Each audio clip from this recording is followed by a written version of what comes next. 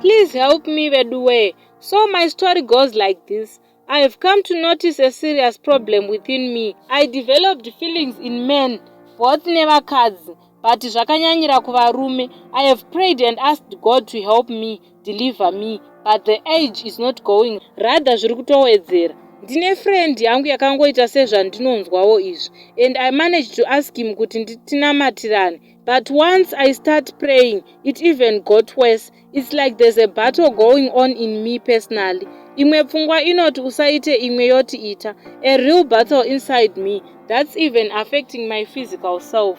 Chero musikana akakurura haimire, asi ndikaona mukomana inoita sesimbi. Hapana anotombofungira kuti ndozvandiri kunze kwangu. Advise me kune avo vanozivawo kuti ndingaite sei. And also to those parents vanoshoropodza vanhu vakadai, zivai kuti people need help, not rejection.